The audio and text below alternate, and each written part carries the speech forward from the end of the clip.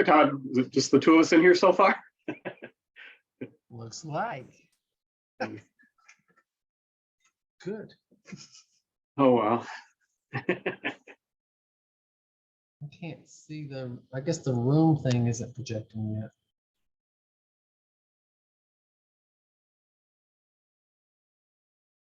We'll see. Yeah.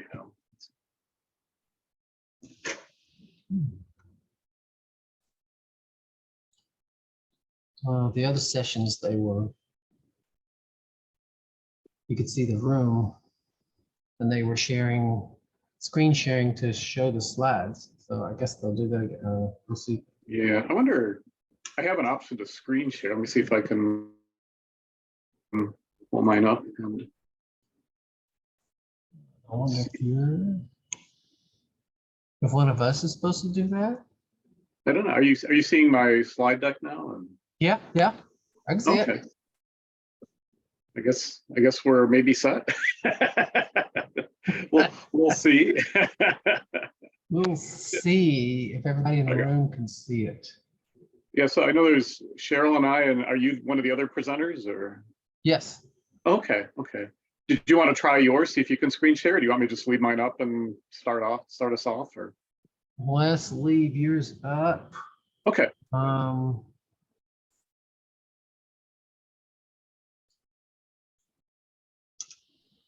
Talking to Carol. She's physically in the room, so I'm going to ask her what she can see and everything. Oh yeah, I forgot they're physical attendees. We're probably talking in front of a room full of people. So, so welcome everybody. Maybe. If you're there. That's how technology works. Yeah, we can't see anything. So.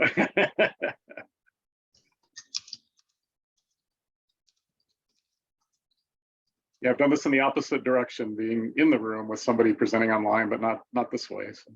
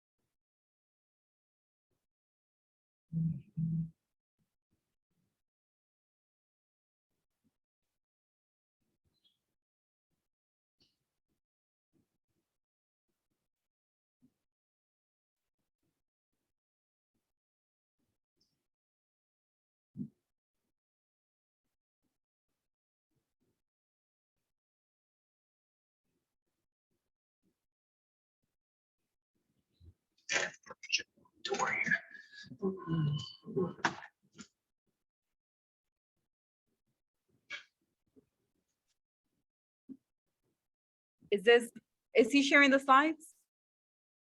I'm sharing the slides. Oh, okay. Is that your slides, man?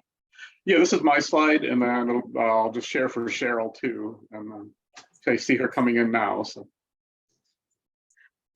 Okay.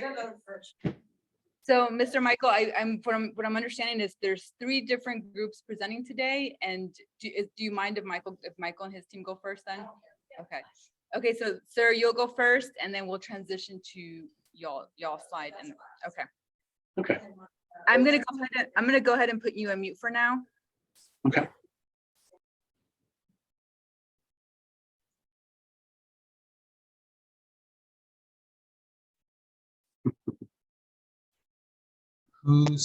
Are we first? No, Mr. Michael and his team is first, and then Todd Prim, I'm assuming you're with you, Mr. Todd, you're second with your other counterpart. Okay. I'm gonna put everyone on mute until we start at 4:30.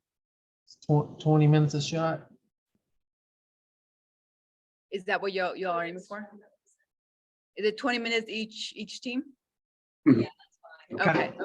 I'll keep you guys. Do you guys want to do Q&A after each section or at the end? Okay, at the end. Yeah. So Mr. Michael, after your team, we'll turn it over. I'll keep you guys on track for 20 minutes. All right. Putting you guys on mute again. Sorry.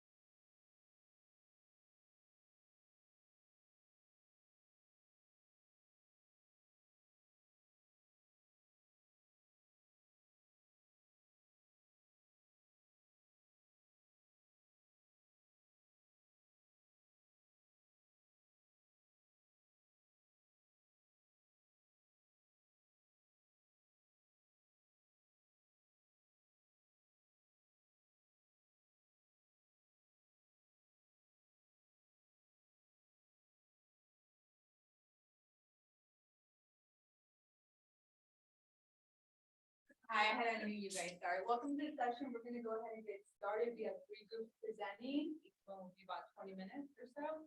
So, Mr. Michael, if you'd like to start, turn it over to you.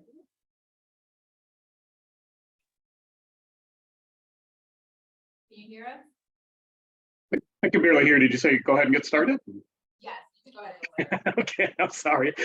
Well, welcome everybody. Good afternoon. I'm Dr. Michael Keithley, and I am the chair of English and Rhetoric at Purdue University Global.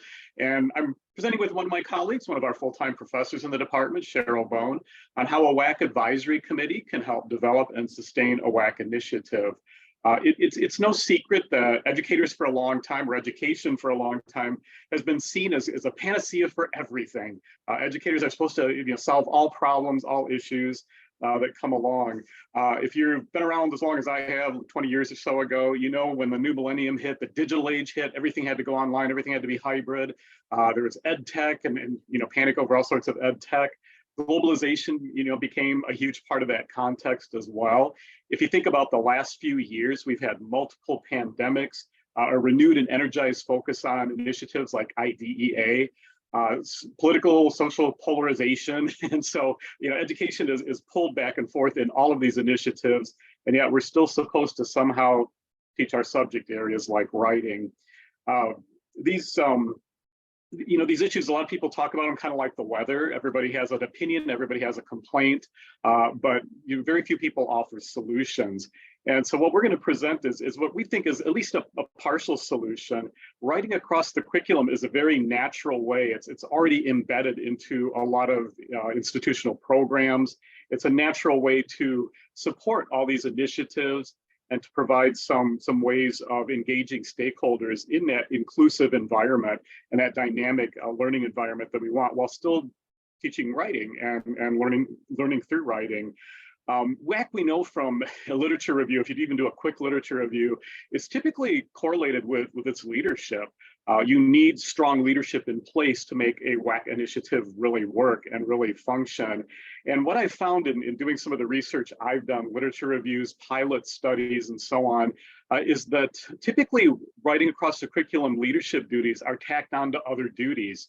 You may be the director of a writing center, you may be the chair of an English department, you may be a full professor who has, maybe a course release to operate this whole initiative. And so that, that can kind of cause some difficulties just with practicalities of operating a WAC initiative. I know for me, my experience was the same thing. I've had 2 department chair positions where one of my initiated the WAC initiative. The other one, I took over one that was fairly new and have built it up. So WAC, because WAC by definition is everybody's responsibility, we looked at ways, how do you make sense of this? How do you spread that leadership responsibility out so that to get others involved? Let me see if I can change my slide here. So, yeah, we're going to go ahead and just move on. So sorry about that. So I proposed a WAC, Writing Across the Curriculum Advisory Committee at Purdue Global years ago. And I kind of did this in about 5 steps. I took that information from a literature review, from the pilot studies I have done, from other conversations and so on, and put together a proposal. And the proposal, I looked at some things like you want to focus on need. I had to justify that there is a need for a body of people to really govern, to really go take leadership of writing across the curriculum at the university. Also had established purpose. What would this group do? I got questions like, we already have a writing center, or we already have freshman comp. What more do we need? And I kept saying there's a gap though. We have the writing center to serve students. We have composition program to teach writing in a course format, but we need something to coordinate, somebody to coordinate, to strategize, to help WAC really function. We also had to delineate ourselves from those other groups. How would this group be different than the Writing Center, their Academic Success Center? How would it be different than COMP? Why did it need to exist outside of the English department? So when I proposed this, I had to be careful to delineate those sort of boundaries with that. I also had to identify members for the team. And so we thought about it, who would be a good part of this team? And we thought about it in terms of maybe job titles rather than necessarily personalities or individuals. And we did not want the WAC Advisory Committee to be totally people in English and rhetoric. As the chair of the department, it made sense for me to chair this committee. Cheryl chairs a GEL committee, that's a general education literacy committee with communication that's woven throughout the university in our courses. So it made sense for her to be involved. We also have a person at the graduate level in charge of communication. We added other individuals. We added the manager of the Writing Center. It made sense to have her involved. So when we were debating issues about, is this a student resource or a non-student stakeholder resource? Who should develop this? Where should it be? Where can we cross-pollinate resources and activities we're doing? We added the manager of our Advising Center, our Student Success Center.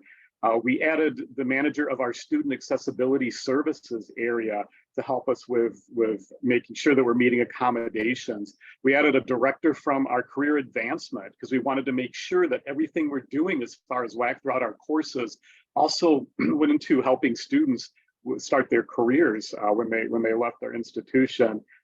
We have a faculty member from each school in our campus. And we also have an assistant dean from our curriculum and innovation area too. We are in the process of adding 2 students. We want to get some student input now at this point. So it's a very interdepartmental, cross-campus, I should say, group of people who are involved in this when I submitted it. We also had to make part of this proposal the return on investment. That's a pretty common question. Everything always comes back to money when you talk to the upper leadership, right? So how do we know this is worth it? How do we know how much time is going to be involved for these faculty members, these leaders who are involved in this WAC Advisory Committee? Is it worth the time? What are we going to get out of it? So I included a couple activities that I'm going to show you in a minute that we would work on immediately. I knew they were problems around the campus or challenges, so I wanted to make sure we addressed those. I submitted the proposal. I was pretty happy that it was accepted quickly. so that was the good part. Then when it landed back in my lap, I had to do something. I had to get people on board. It's one thing to say, I want a faculty member from every school. It's another to get a faculty member from each school, right? So, and some schools were definitely in favor. They jumped on board right away. The School of Business was like, yeah, of course, this is great. Here's a faculty member who is very excited to be involved. Others were hesitant for a variety of reasons. They're not comp people, maybe. What would they have to do with this group? How could they help? Some just thought, well, we don't really fit. We have a Concord Law School, which is the nation's, I believe, first online law school. And they were a little reluctant. Writing in law is a little bit different. We don't use APA. So I was able to talk to them and say, especially recently with looking at AI, which I think is on everybody's minds, it gets into things like copyright law. And so, we would welcome somebody with a legal background to be a part of this group to give us some guidance. Okay. We've had to have a way too of also continuing to document our successes. I thought that was important to have an ongoing plan for what we've done, what we're going to do, and to deliver results. So I initially started sharing notes from our meetings with our dean and our provost. I went from that to just regular semi-annual reports. And within the WAC Advisory Committee, we also have a working document and a website. And I'm going to talk about the website first. This is mostly public facing. So I can put the link in the chat later. I can't see the chat now. I apologize if I'm not ignoring anybody who's asking a question there, but hopefully we can answer those later. But one of the things we wanted to set up first is our mission statement, and that's our mission statement there, where we very clearly included things like supporting our IDEA initiative, making an inclusive environment, supporting everybody, empowering everybody. We have outcomes. I didn't share all the outcomes here because it's kind of long, but the outcomes kind of spell the mission statement out in more detail. And they also are sort of our check. We look at those outcomes. Are we doing these things that we said we're doing? We created a WAC concierge service, and this is not for students. It's for faculty, for staff, for leadership. If you have an issue with writing, working with students with writing, a question about policy, where do you go? You could just ring the bell on our website. and someone will help you and get back with you soon. We wanted to create training. A lot of people don't know what WAC is. And so we have a training course with it. Right now it has 5 modules. It's going to have a 6th that deals with artificial intelligence specifically. But we got most of our stakeholders to go through this and complete this training. We also were asked, hey, can you clarify things like plagiarism? What are our policies? What do these terms mean? What about our reuse policy? And so we immediately put those items up on the website. And the document that I'm most proud of is on the left there, our Purdue Global Academic Integrity Guidelines. We were finding a lot of differences in how faculty were grading and evaluating student assignments in terms of things like citation, APA. So we developed this very active document. You can see it's all in blue, it's all hyperlinks, but basically it shares what's a reasonable expectation for a student coming into a 100 level course in terms of the use of sources and the citation of sources, what resources are available for them and for faculty. Then we went to 200, 300, 400 and graduate level. And we also labeled this according to our competency-based courses. So you'll see everything from introduction to proficient, because we knew our students came in at different levels and with different backgrounds and experiences. And we also have a lot of graduate students who finished their undergraduate degree a while ago, and then they come back. We wanted to be careful because they're very sensitive, understandably, about, I've got a degree. I don't want to be referred to as basic or developmental. So we worded everything very careful to be inclusive, to be supportive, and they can see sort of their own progress as they go through this. And we are adding a career section to this, because you always get those questions like, what does APA have to do with my career in the future? And so we wanted to make some clarification about how all this feeds into their careers. In the bottom left is just sort of the headline of our OKR plan, our objectives, our key results. And that's where I'm going to turn it over to my colleague, Cheryl Bone. So Cheryl, I will flip to the next slide and you're welcome to jump in and talk about some of our other initiatives. Thank you, Mike. I'm going to need you. I believe I'm going to need you to advance the slides for me, though. Okay, so you can be my assistant. Mike was talking about some of the across the campus initiatives that the WAC Advisory Committee has taken on. And under Mike's leadership, we have really expanded our participation across the university for sure. We have what we call our WAC action plan. And Mike, I didn't hear you mention that specifically. Our WAC action plan, and everyone on our WAC Advisory Committee commits to what they're going to try and push for, work on, move forward, advance for the calendar year. And it's a big, moving, working document. We take on a lot as a group. And we've done some really exciting things. So we have projects that we're currently working on, which I'll share with you in just a minute.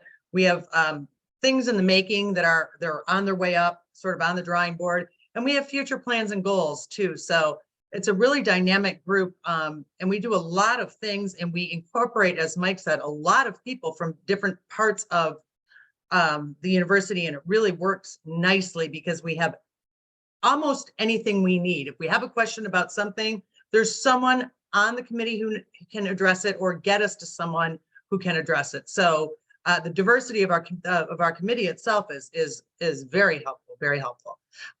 So currently, as Mike said earlier, and as probably most of you know, we're working on artificial intelligence, providing resources, giving structure, answering questions. How does it affect writing? What do we do about plagiarism? All of the things. Likely for all of you, like it is for us, it's a buzzword. It's a topic right now. So as a group focused on writing and our work on writing, we're a natural fit to address some of these concerns. So we have a group of people who are trying to address incoming questions, incoming concerns. We have a massive working document on our WAC page where, and I was just in it for quite a while this morning. There's a lot of information. It gets updated all the time. And it's everything from examples to resources, to articles, to suggestions. And we provide that as a service to everyone in the university with the hopes of calming people down, reassuring people, and teaching both the faculty members and the students that it's okay. It's a work in progress. It's a tool like anything else. We'll figure it out. but people really do need the reassurance. So that's something we're currently really focused on right now. Outreach and promotion is something that's sort of an ongoing effort. We want people to know that we're here. We want people across the institution to be aware of what we can do, what our goals are, what our purpose is. So if we can help you, reach out and ask us. So by reaching out, promoting ourselves, we're drawing in some people with questions, with concerns. And as a group, as a committee, the writing across the curriculum advisory committee, that's a mouthful. We want to be the people that are the go-to for questions about writing. We want to be the people that address concerns, work on questions, get answers, because that's our domain, if you will. We're happy to work across any of the content areas, any department, any school. We do that work. Let us help you. We work really nicely. We integrate into any project anyone wants to invite us into. We're happy to be there and serve however we can, with hopefully a little bit of expertise. And if we don't have it, we likely know who does. And it creates a better quality result for everyone, regardless of what the project might be. So we're constantly working on that. Research on retention and persistence, particularly in our first term, not just our first term composition course, but all the first term courses. We're always trying to figure out, how do we get these students to persist? How do we move them beyond their first term to their second term and on beyond that? And there's lots of things, writing pedagogy, teaching, things that can be done with your students from a WAC point of view that might help increase your students' effectiveness, help retain them, and help your persistence levels. It's an issue for every school, right? We want our students to continue to succeed and to gain the skills that they need.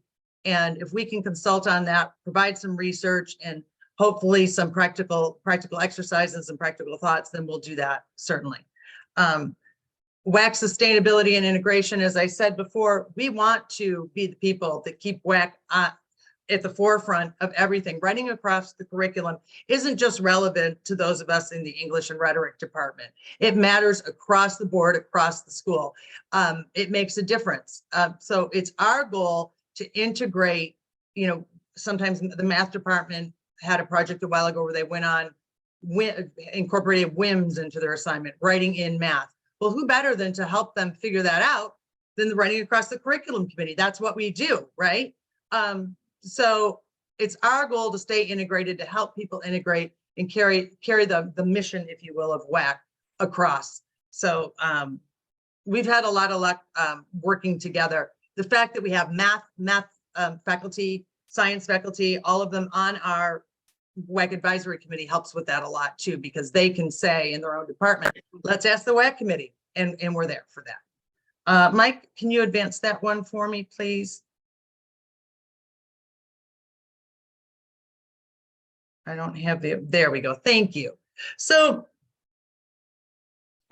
we have ongoing projects and collaborations that we keep running across the board, if you will. One of those things is inclusive communication, which folds into DEI, but really ability as well. So we're always working on providing guidelines on inclusive language. How do our courses include the language that they should, with respect to ability, disabilities, DEI, and whatever other concerns there might be. We do have a whole section again on our WAC page that gives guidelines for faculty, guidelines for curriculum people who might be writing or revising courses, on how they might better include inclusive communication and inclusive language in their courses. And we can also provide some guidelines for faculty as far as outreach and how to effectively reach their students. So we've had some success with that as well. Global English, of course, Mike and I talk all the time about writing across the curriculum, WAC, and writing across the globe, WAG, because in today's world, we all know that it's not just about you and your little backyard. It's a great big world out there. And the ability to think and communicate on a global level is essential for our students to succeed in today's workplace. So we like to promote even the concept and the thought of global English. That's an ongoing effort for us. Clearly, APA falls right under the umbrella of our domain. We have all kinds of things that we've done, including we created with a multidisciplinary group from our WAC committee, an APA guidelines, an APA comments database. So instructors that are grading and wanting to provide feedback on APA on their students' work, we have a whole database full of comments with links to our writing center. So faculty can easily pull a comment, adapt it to that student, personalize it, and provide them with links to where they can go to strengthen their skills, better their knowledge, further the knowledge of that aspect of APA. That's been very, very successful. I know I personally try to share links anytime I'm giving feedback to a student on something that they could strengthen, a skill that they could gain. I like to provide links. So that's been very helpful to faculty members across the campus in general, who may not be as familiar with the Writing Center where all those resources are housed. To have them right there for everyone has been very well received. So that's a working document that we continue to use. I'm sure we'll continue to grow it, change it, adjust it as requested, or when we see a need, when a need is identified. Mike mentioned earlier academic integrity. We're always working on that. And the university has, let's see if I'm going to get it right, what we're calling a strategic foresight team, right? Am I right, Mike? Do you want to make a comment on that one quickly? It's basically a futures thinking team where we're looking at what does education look like 5 years down the road, 10 years, 20 years, and thinking of things like AI. Purdue has a strong connection to NASA. So what would be the WAC role in supporting an initiative Mars, for example, things like that. So it's a very forward thinking group and fun to be a part of. So, sure, we only have about 2 more minutes before. Okay, perfect. You want to advance me so I can get to the next one then? Okay, so goals and future projects for our group. The WAC Advisory Committee, and this goal is, I took this goal right from our mission statement, sustain the evolution of the WAC initiative is a fundamental component of the Purdue University Global Mission. We feel like WAC is fundamental to the success of our students, and we'll continue to press forward and do projects and draw people in. And answer the call. When someone comes to us with a need or a concern that falls under our umbrella, we're happy to go out there and do what we can to meet their needs, find a way for them to meet their own needs, whatever it might be. So some of our future projects you can see here on the screen. We're working on bringing some more professional development in, coordinating a little bit more with curriculum and instruction. We're hoping to add a certificate program. We have some new courses in the works, and in the interest of time, I won't get into them, but we have some really exciting new things going on as far as that goes. Teaching consultations and collaborations. We're definitely working on a guide for writing in the disciplines to share out, and hopefully down the road, we'll have some WAC fellowships available. So I hope I just came in right under the gun there. We have our references here on the screen and our contact information. We'd love to talk about this. If you couldn't tell from our presentation, we love to talk about it. We'd love to hear from you. If anyone has questions, concerns, comments, reach out to us. We'd be happy to discuss it with you. Thank you all very much.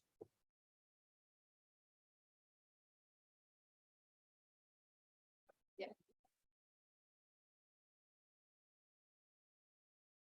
Thank you. We'll push the next presenter as I get the slides up. Give me 30 seconds.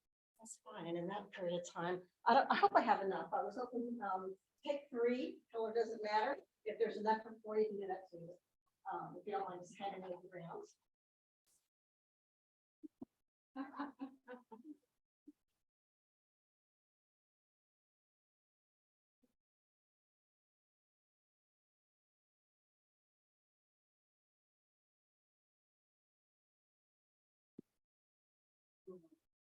Yes. That's the one.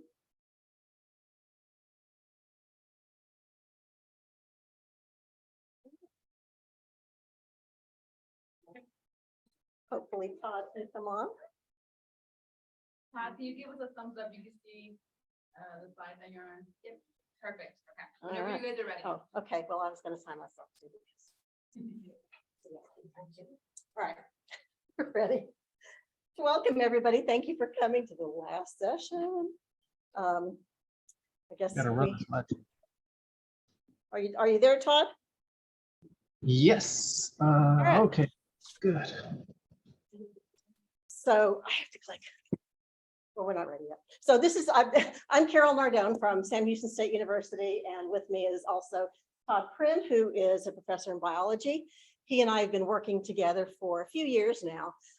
He was the director of our Teaching and Learning Center, and bought into WAC way back when. And so when we had the opportunity, we've gotten together. We've been doing workshops now he's been my co-worker for 7 years, I think now. So Todd, you want to say a few things? Righto. So, and my first IWAC, so that's great too. Wish you could have been here. Yeah, just couldn't work out. But I guess you can advance the slides because I can't. Yes, I will be able to advance the slides. So just give me 1 second. So we have a long history of WAC at SAM, about 30 years or so. My predecessor was Patricia Williams, which some people might remember her name from way back when. But I've been working with WAC since about 2003 and kind of took over about 2006, and we're still not anywhere where we really want to be. So I know that that kind of is a theme I've been hearing today. So I'm gonna let Ted take over, just talk about our purpose here today. All right, can you jump to the next one? Well, I'm trying.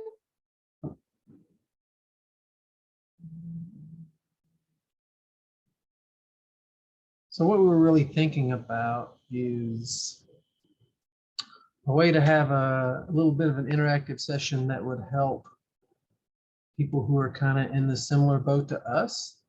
You have a smaller WAC program. You don't have like you don't have an office devoted to it. But basically think about it in a way that can help you think about your next steps and kind of getting where you want to be. And we're going to use a tool which is called the critical incident technique. You can use this particular tool to kind of guide you through that so you can think about your next steps. Okay, so we're having a little trouble advancing the slides. But yeah, so what he's saying, we're going to talk about the critical incident technique. It's just a way to kind of plan and think and try to move forward in a way. Do I try it?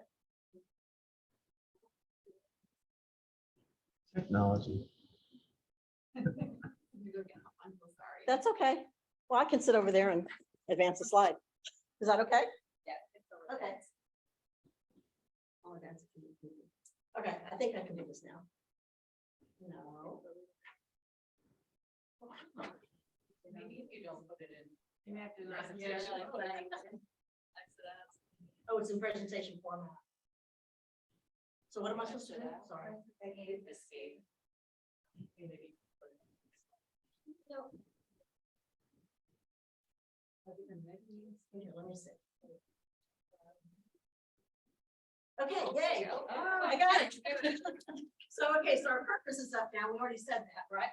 So, with the theme, thinking about the next 50 years, where are we going to be able to go?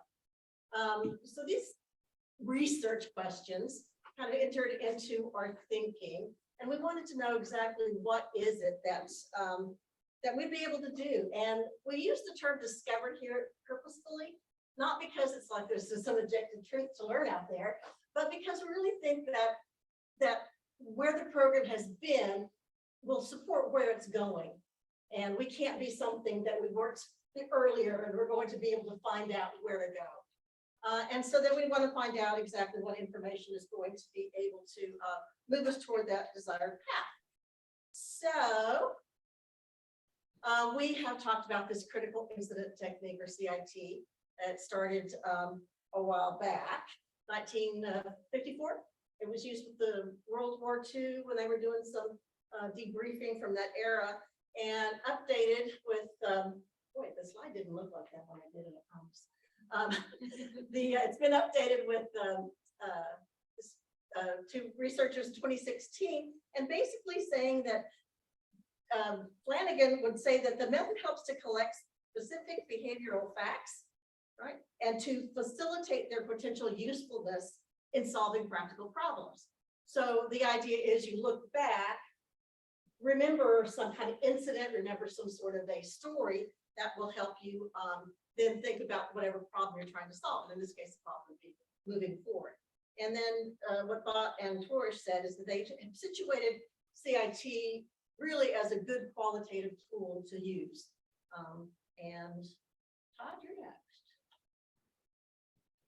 So for example, if you look at our context, so, we're a 4-year public university in the Texas State University system. We have about 22,000 students over a broad number of majors. As Carol said, our WID program has been around quite a while. So what have we achieved so far? We have an established annual, fully funded WID workshop where about 12 to 15 faculty participate and receive some basic WID training every year on how they can incorporate writing into their courses and use it effectively. Quite a few faculty participated in that. The budget is established, so we don't have to stress about where the money's coming to support the workshop every year. Our group has moved into the Teaching and Learning Center, therefore it's university-wide. It's not just focused on one particular department. And so there's a bit of support that's happened with all that. However, some issues are, there's no dedicated full-time staff member for WID or WAC. There's no actually release time for anybody who's doing this. Carol is the director of WID, but basically does that on top of everything else. Something I think people have heard of a bit elsewhere in the conference as well. Some deans are very supportive, some less so. So yeah, there's some issues there. Not exactly where we want to be as of yet. Next slide. So using some principles from the CIT, go through these. It's basically in reflecting, you really think about some of your positive aspects, right? You don't over focus on what you haven't done yet. And you're not focusing on top down. Well, if we just had this one person to do everything, but you're more problematizing the concepts here and thinking about really how you're going to move ahead. What do you have? How are you going to move ahead? Okay. And then, as Carol said before, with the CIT, you're really thinking about behaviors that are happening in a systematic way, so you can get down the road where you want to do and eventually come up with some clear actions for your next steps. All right, so guess what? Now we get to practice. Let's do it. Okay, well, it's not advancing anymore. Don't you just love it? There we go. Okay, so you have, look at that slide, boy. I'm so embarrassed. Okay, so we're going to practice now. You have 3 cards in front of you. We're going to start with reflection and move to localization in a minute, and then wind up with this collaborative stage. And so what we'd like you to do with the first slide, I can figure out what we're supposed to be doing, is to, on the first card, here we go, that's the reflection card. And so we're going to ask you just to detail your general organization. Like, you can just take quick notes, because you're not going to be able to do the full thing here, but you can just get it started and kind of get a feel for it. But so detail your organization, like how are you funded? Do you have staff? What position does WAC sit in your particular institution?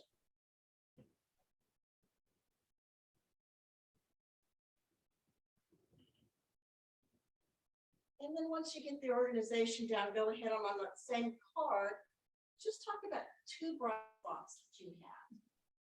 So a pride point, some kind of achievement, something that keeps you going when you might get frustrated by the things that are not bright spots. I'll give you just a minute or 2 to do that. Todd, FYI, I cannot see my timer anymore, so you gotta do the time. Are we okay? Give them about 30 more seconds. Oh, great. Yeah, good.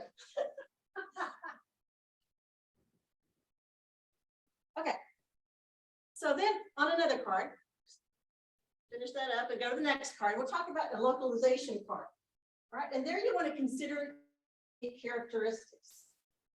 So the question is, what one thing, just pick one, are you most happy about your program? When somebody says, how's it going? What's the one thing you want to just share? And then you finish that. Think about the one thing about your university you really love. Put one. Maybe something favorable to good. So again, just quick notes to yourself. What's that?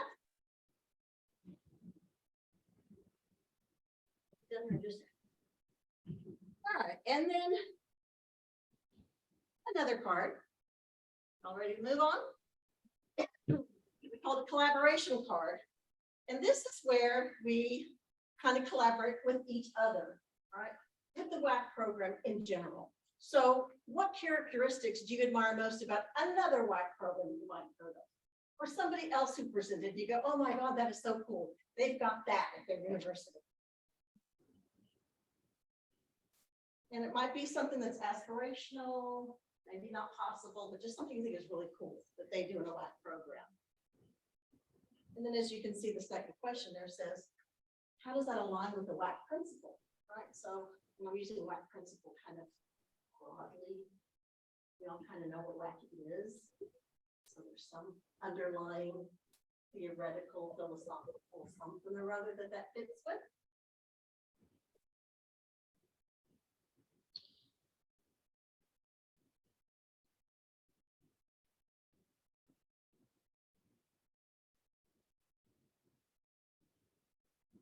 Righty, and then again, just quick notes to yourself. The last thing we have, I don't know if y'all got 4 cards or not, but find a place to write on this. X be reconceived through Y. So basically, what would it look like if you can imagine the outcome of being able to bring that thing that you admired about some other program, if you're able to bring it to your campus? What would it look like? Create a narrative to describe it. So X is the admired wood feature and the Y is how you might localize it. So what would that look like? You obviously can't write a narrative now, but put down a couple of notes about what that would look like. Who would it involve? How would it be? What would the outcome be? Maybe you're gonna, give everybody a raise of $50,000 or something. Not possible? Better unionize. Good point. All right. So that's kind of your data, just kind of stuff that you have that you've gathered up. And now Todd's going to take us a little further. Okay, he's going to talk about what it looks like for us.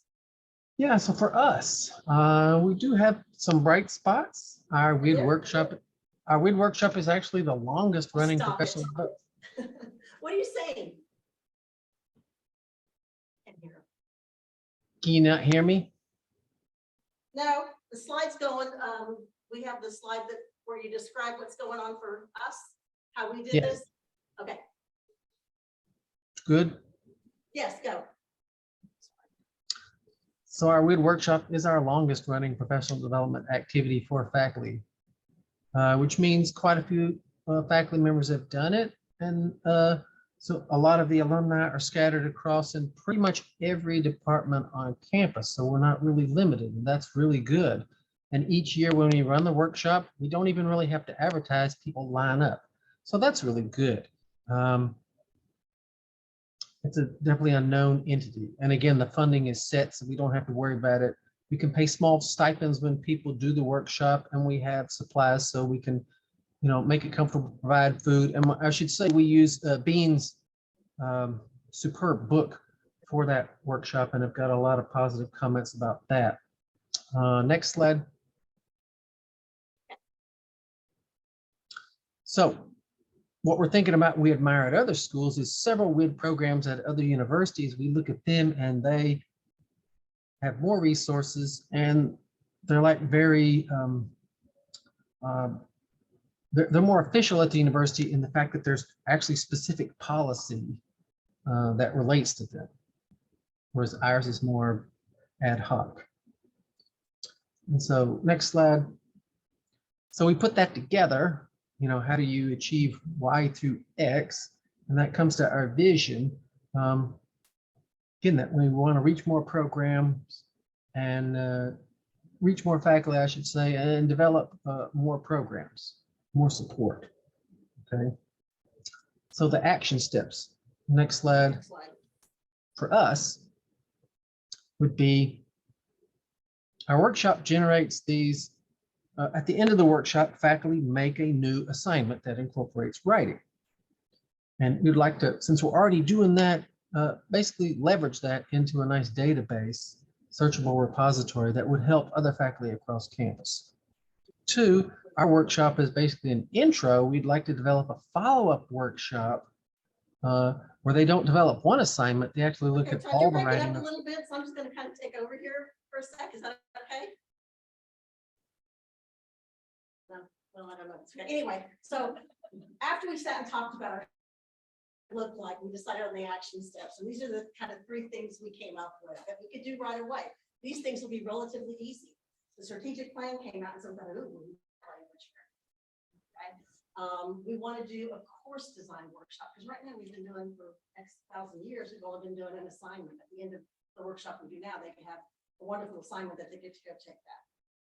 So really there's a lot of different ways to use this technique, but I really like it because it helps you think about where you've been and where you likely can go without being negative. So I'm never going to be Minnesota.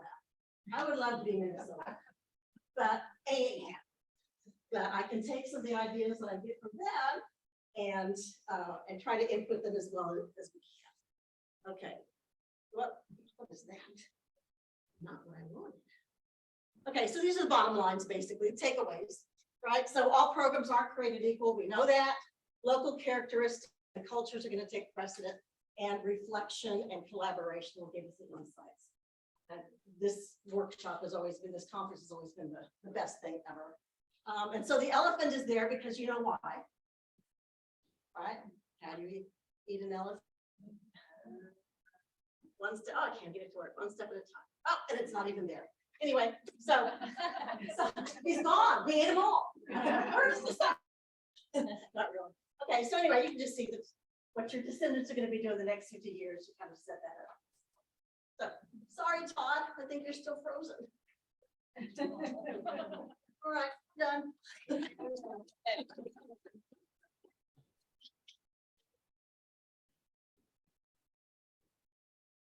Sit for a second. I'm like, I need to pull up my presentation and then I'll do the next stuff. I think we've been using it a lot more than we were. So apologies for that. These are not your slides, right? No, they're not. Okay. They should be. Yes, those are mine. Okay. I want to make sure before I start off. Okay. Got audio.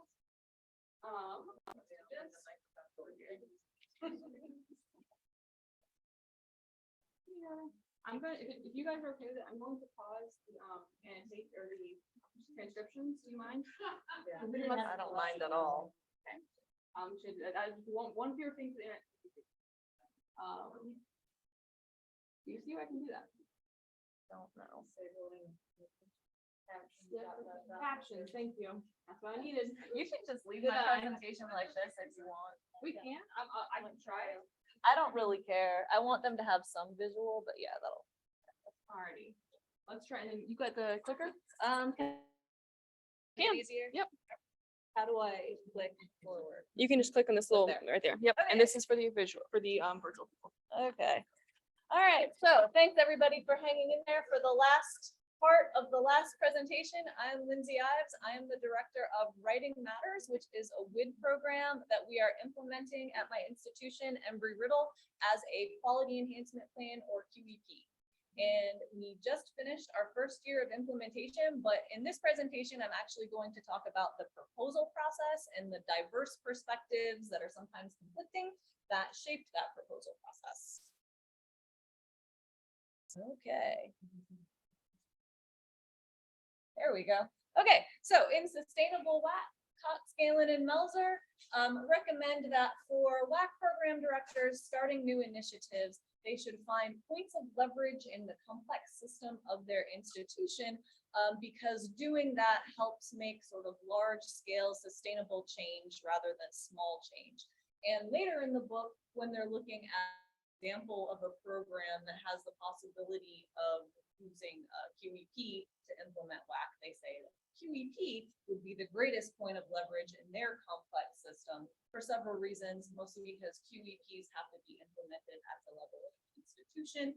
Universities have to allocate resources for QEPs, and QEPs provide opportunities for research. I'm going to learn to click someday. Okay.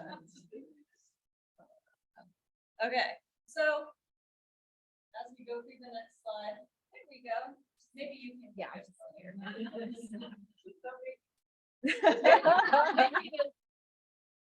No, she had it down. She had it down. So for those who don't know, QEPs are associated with the Southern Association of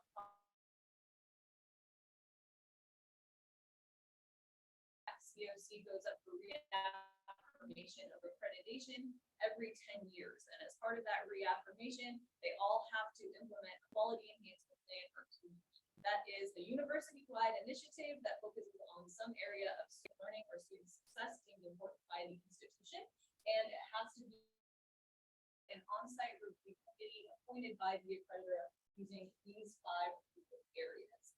And so several years back, I and some colleagues had been fairly successfully piloting a WID initiative, and a call went out for proposals for QEPs. All students, faculty, and staff were invited to submit proposals. And so we thought that that was a good opportunity to expand our group.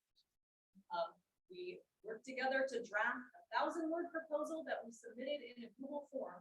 It was chosen. I became the director, and that launched me on an adventure of creating a QEP to be approved by our accreditor. Next slide. So this is an overview of our Writing Matters QEP. The main goal of Writing Matters is to help students become adaptable writers capable of responding to discipline and industry-specific demands through metacognition and rhetorical awareness.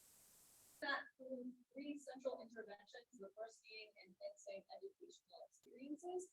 And to do that, faculty in participating disciplines are working to integrate writing instruction into at least 2 courses in their students' degree programs. Usually they're doing that by revising writing assignments. And students in those participating courses need to submit a major writing assignment reflection that we assess. Next is faculty development. The faculty who are working to integrate writing into their courses are supported by small communities of practice led by a writing expert. And then in addition, we have other faculty development workshops for anybody who's interested in our QEP. And then finally, we're enhancing academic support across the institution to support the QEP. That involves a lot of things, but 2 of the main ones are that we're revising our first year writing course to introduce our central concepts, and we are revising we're enhancing writing. So it seems like that's kind of a streamlined plan. It's not. That is the product of an iterative process of negotiating multiple perspectives that are sometimes conflicting. So I'm going to try to unpack that using cultural historical activity theory, which is basically a framework that's used to analyze human goal-directed behavior. I don't have a ton of time to explain it, but I'm guessing you're familiar with it. It's usually done by this mediational triangle. So I applied this mediational triangle to our QEP. So this is kind of a high-level overview of our QEP in terms of activity theory. So this is us as an activity system. So the thing that guides any activity system is the desired outcome, right? The goal for which you enact on a certain object. So our object that we acted upon was student learning, and our goal was to improve it. I highlighted that in green because by and large, for everybody who participated,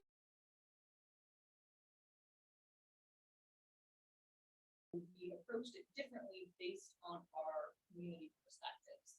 So that was our goal. The subjects that I'll talk about are the QEP team, those of us who develop QEP, other people at my institution at Riddle, and then the on-site review committee appointed by our pilot. The tools that we use to achieve our objective were the QEP itself, and then guidelines provided to us by SACS for creating a QEP. And then here, community, I have highlighted in red because from analyzing this, it seems like the different communities that are represented by the subjects and the rules and norms that govern interactions in those committees, those who are by and large responsible for the conflicts that happen. And so the three community perspectives that I see out there are the accreditor and the reviewers they appointed, my institution, and our district. Next slide.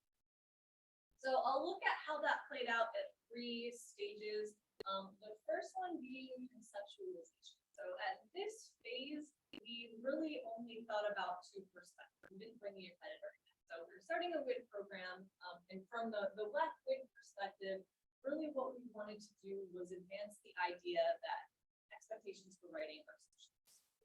No one class or set of classes can teach students everything. No, write successfully in situation. But what we can do is help them out in unfamiliar context for communication. We all know this, let's face it. But in order to explain to the folks at Embry-Riddle why that was important, we had to connect it to our institution's mission.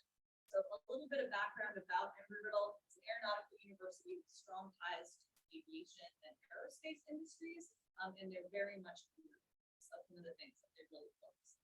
So we, in order to kind of sell our WAC program, the tools that we created, especially our marketing materials, position rhetorical awareness as review readiness. And I'll show you one of those. Slide. This is one of the slides that I created to sell our WIT program. And I will say that by connecting our WIT program to the university's mission, it really does seem to have created broad buy-in. I had to do lots and lots of explaining, but ultimately there wasn't a ton of resistance to the idea of this. So I'll call that a success. This one I won't talk a ton about because I want to spend some time on the next slide, but the next phase after we came up with our framing concept is to figure out an implementation plan. This is where the accreditor. So when I first started this process, I really was not super familiar with SACS. And its expectations for QEPs, I had to learn it along. One of the things that I learned pretty quickly was that SACS values standardization. So when the reviewers come in and do their on-site review of your initial plan QEP, what they are ultimately thinking about is the 5-year impact that you have to produce at the end of the 5 formal years that you are implementing the QEP under SACS. And they want you to be able to tell a simple story about what you did and how that impacted student learning. So they want things to be the same across the institution. And I found that conflicting with the other 2 communities that we value. So WID obviously values flexibility. So that issue was there. And then aside from that, Embry-Riddle, although we are one university, we have 3 campuses. And this had to be implemented across the 3 campuses. We have 2 residential campuses in Florida, 1 in Arizona, and we have our worldwide campus, which is mostly. Those 3 campuses have completely.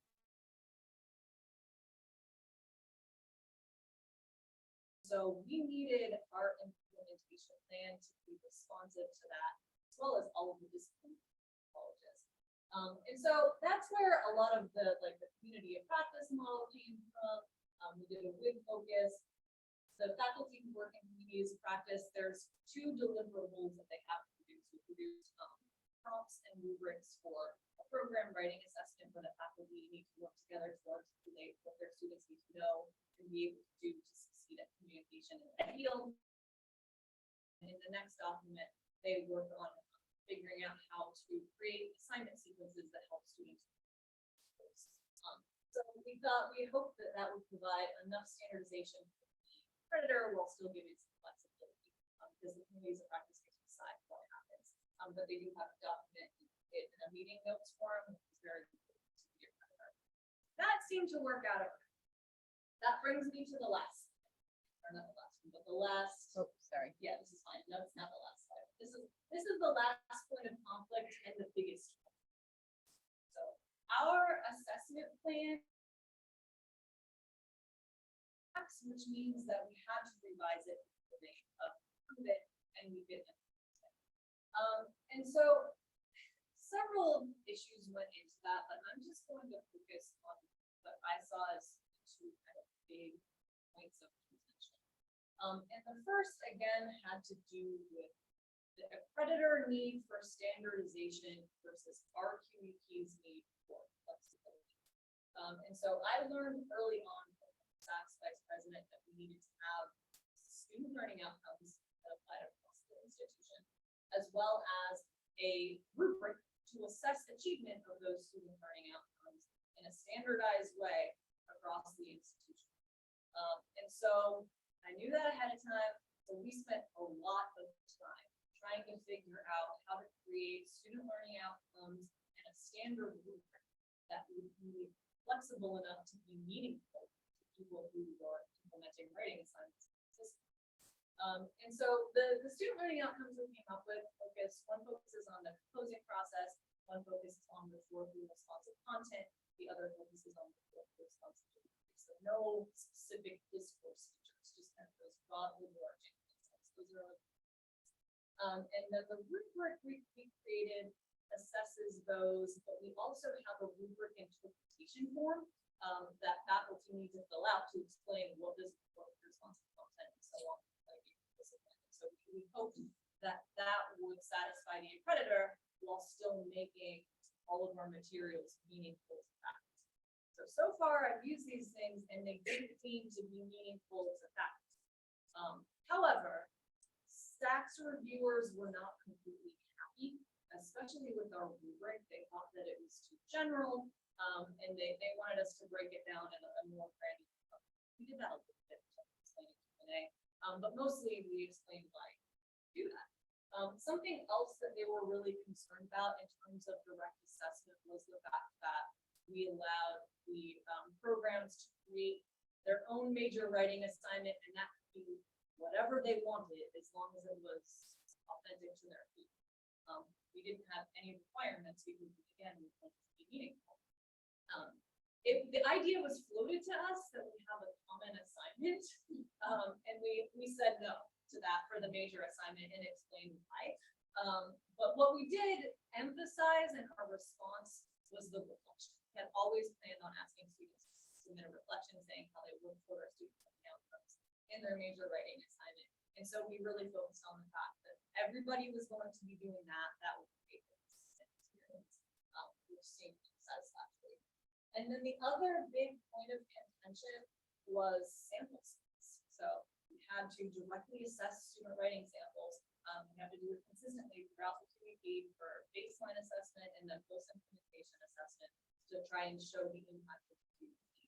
And so my background is in rhetoric and composition, and really everybody in the QEP team was from similar background, writing studies or and so I know that in writing studies there is somewhat of a push to focus more on quantitative research methods and statistical methods.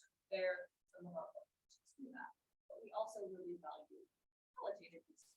That's mostly what I learned. In my PhD program, I was not required to study statistics or quantitative research methods. I didn't, and really nobody on my team had done that either, so that just wasn't, it wasn't on my radar. And so when we were trying to come up with sample size, we just went with the rules and norms of our general percent, and so that's what we went with. That's what we said we would do.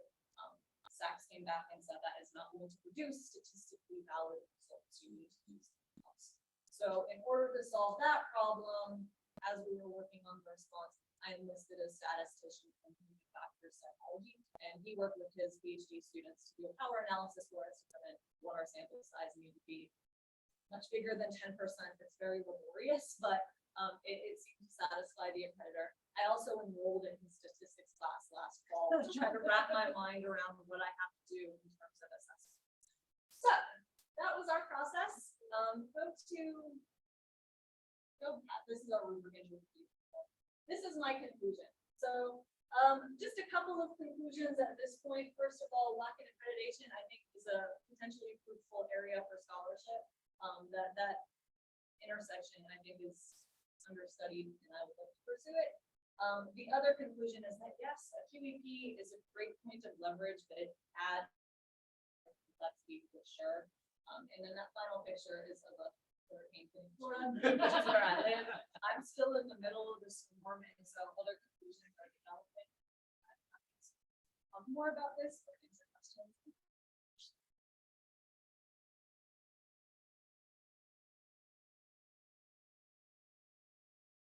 You guys have 15 minutes for Q and A. So we need to use the line because it's all the same. Yours. Here is the mic. And I'll pass it around. Okay, thank you.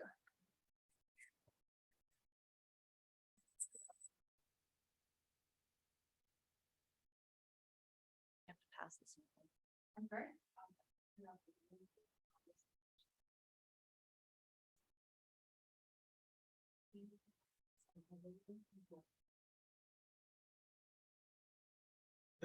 He's probably gonna want to, is he frozen? Oh, Todd as well?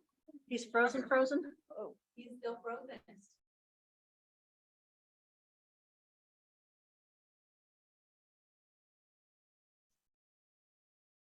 Yeah, he's still frozen. Oh, there we go. Can you hear us, Todd? Yes. Yay. That's okay.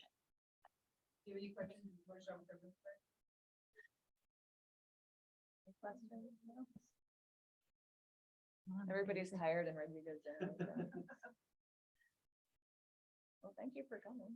Is my video not working? I had a message that the host stopped our video cameras, so I don't know. But I can hear also.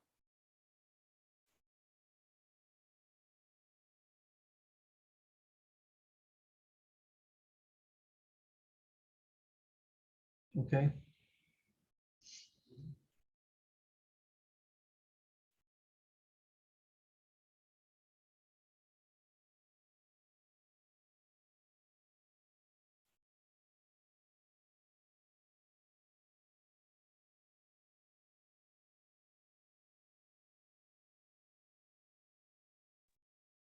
Michael and Cheryl, can you hear us? I know we just reconnected. Yes, we can hear.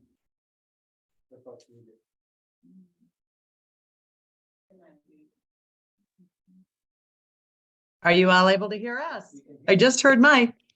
Oh, yeah. Great.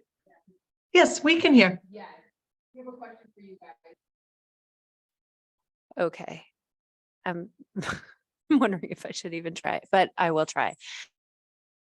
Interested in creating an advisory committee at my institution, writing advisory committee. So was noticing just how many people you all invited to yours, which is fantastic to get representation from so many different of the university, but wondering if it was logistically even possible to schedule regular meetings. And if you have any comments about just like logistics of wrangling so many people. Sure. That's Mike's domain. He set that up, so I'll let him answer you. Yeah, that's definitely tough. And we are probably about 90% an online campus. We're one of Purdue's 2 online branches. So that in a sense makes it easier, but also in a sense more difficult too, because we have different people in different time The zones. connection, Michael, I'm so sorry. I don't know if you can hear me. The connection is so terrible. I don't know if we can.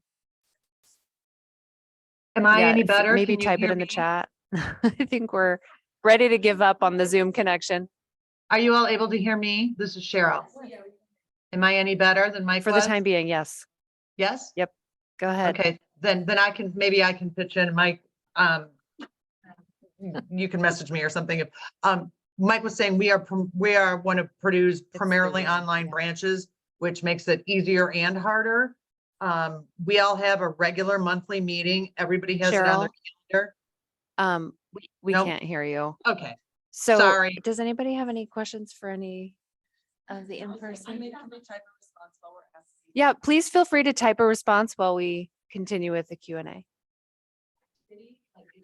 I don't know if you can hear me. I don't have access to the chat, so I can't type a response either. Yeah, I don't either, Mike. Nope, I see no chat.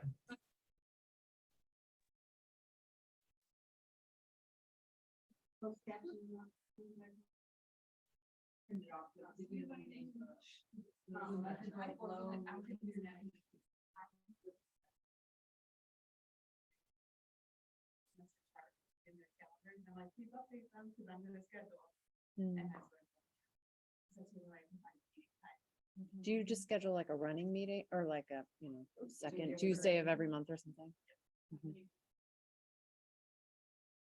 We have 3 colleges, so 2 from each of the colleges, and then my writing center, myself, the WPA, and the person who oversees global students.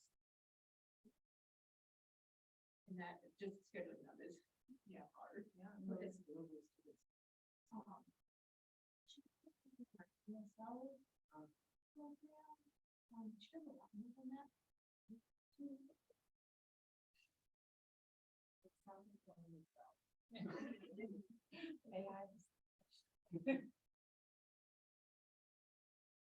Michael's hearing. Contact you can answer all.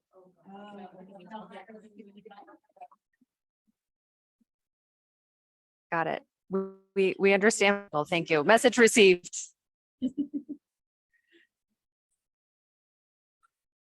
All right, well, should we all just go get a drink? Yeah. Yes. Lindsay, I really appreciated the way that you sort of outlined competing norms and standards and expectations among, I think it was typically 3 different sets of stakeholders. And that was just so helpful to me to just see it that way. Speak a little bit about how you actually worked towards like tools that would work for everybody. I think you did say some of that, but did you have a particular method of like sort of synthesizing or resolving, well, not totally resolving, sort of holding certain things in tension, but still finding productive ways forward? That was, I think, really impressive how you were able to do that in multiple challenges. So, yeah. Thank you. Yeah, so we did have a process for that, and I'm trying to figure out how to explain what it was, because with every piece it was different. And so I think, so at first we kind of wanted to do more of a WAC model, but it's so department based and flexible that I just didn't see how we would explain it to the accreditor. I think we could have found a way to do that, but we couldn't figure it out. And so instead we went with the WID model, which we had been working on before. We'd had a WID fellows program and had people revising writing assignments for just individual courses. And that seemed to work really well. But one of the comments that we got was, I wish the students had started this sooner. They're in my capstone. They need to start learning these principles earlier on. And so we decided, okay, there needs to be an assignment that you focus on in the early major course and a senior level course. And part of the process needs to be working with colleagues sort of broadly. So in our communities of practice, we have just a few people participating, 2 to 4, and they're redesigning assignments that they'll then pilot and share, with the idea that it should hopefully will be implemented, more broadly later on.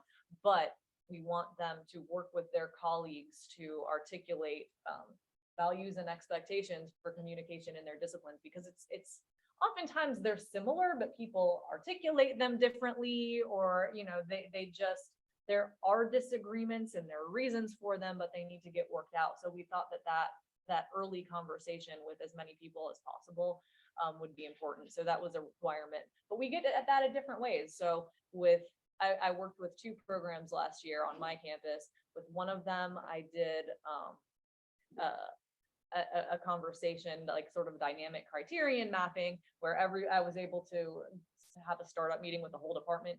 And we looked at 2 examples and kind of articulated expectations that way. With another department, we just sent out a survey because we didn't have time to do a meeting and collected information that way. So that was kind of one way we did the flexibility within standardization. And then with the student learning outcomes and rubric, we piloted it several times. We used it on a chemistry class.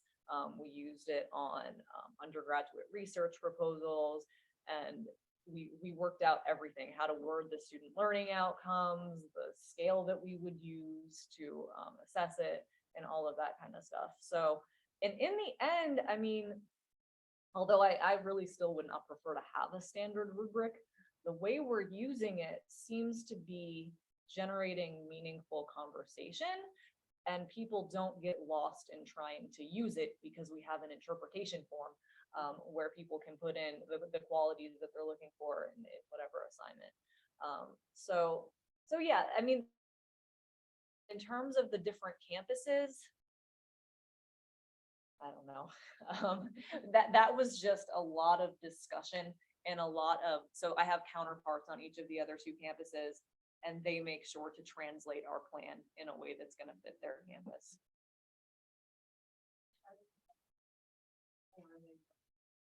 Yes. Yeah.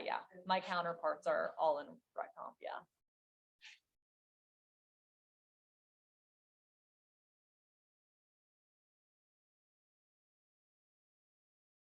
How do you get to the point of saying, yeah, like the tool we're going, because that seems like a really big endeavor. And I also am impressed by like that was it like one person that was like really a champion of that as a tool, or like was there some kind of, what's the backstory in choosing that as a tool for that kind of leverage? That's a really good question.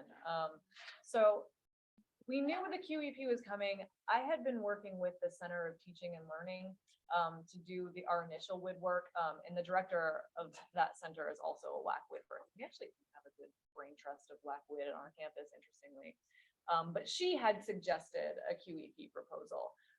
And so it came across, I knew it would be big, and I almost didn't do it. And I still, at the beginning, I really had no sense of the scope of a QEP. And so,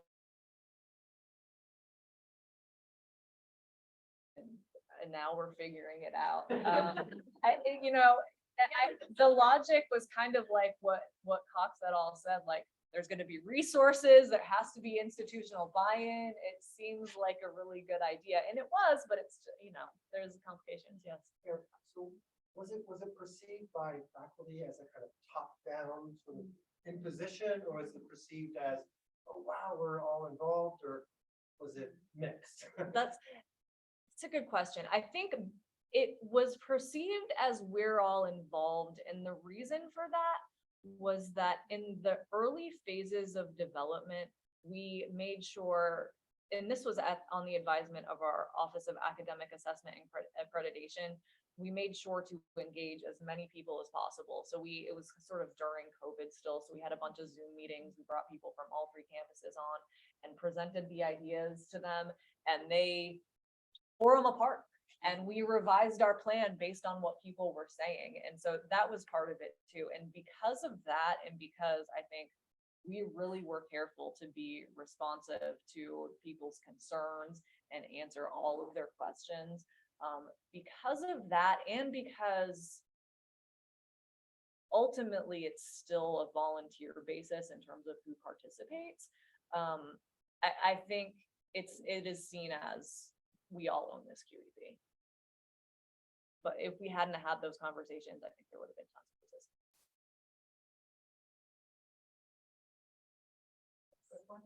For both of you, this relates to the workshops that have 400 alumni or something, and the communities of practice. I'm just curious. I get questions from faculty looking for model syllabi, model rubrics, and model scaffolding. Can we access any of the material your faculty have created? Or? That was our first thing. Did you see we're making a repository? So We haven't even started it though. Yeah, but and for exactly that reason. because we realize we're sitting on this years and years of stuff that people have developed across the curriculum. We're just sitting, we literally are sitting on it. So we want to do something with it. I hope so. Yep. Yeah, well, it's, I don't know. We could from WAC off to the, yeah, because I would need to get the permissions from the people who created them anyway. And so, but yeah, that'd be nice to link it off of WAC. Very good. Thank you. What a great idea. So dear. I know we're out of time, but same answer in development. Thank you. Thank you, everybody. Thanks, everybody.